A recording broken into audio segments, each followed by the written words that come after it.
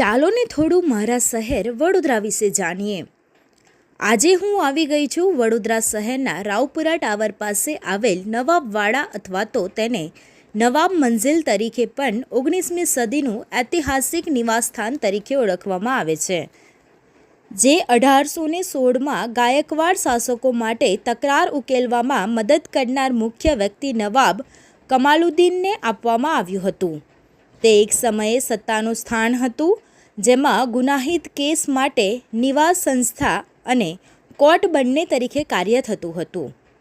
આ ઐતિહાસિક ઇમારતનું મહત્ત્વ મૂળ તો 18મી સદીની શરૂઆતમાં બાબી નવાબોના મુઘલ અધિકારીઓ દ્વારા બરોડા પર મરાઠા વિજય પછી સંધિઓએ કેટલાક નવાબ પરિવારોને જમીન જાળવી રાખવાની મંજૂરી આપી હતી।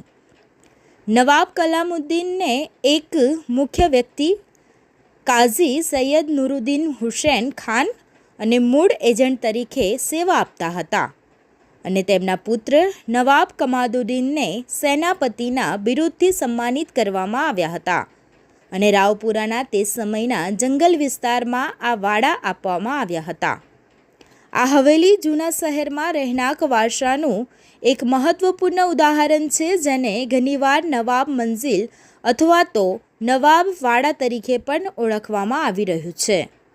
આ વિસ્તાર જટિલ રાજકીય સંક્રમણનું પ્રતીક તરીકે ઓળખાય છે, જ્યાં ગાયકવાડના કબજા છતાં કેટલાક મુસ્લિમ ઉમદા પરિવારોએ બરોડા રાજ્યમાં પ્રભાવ જાળવી રાખ્યો હતો।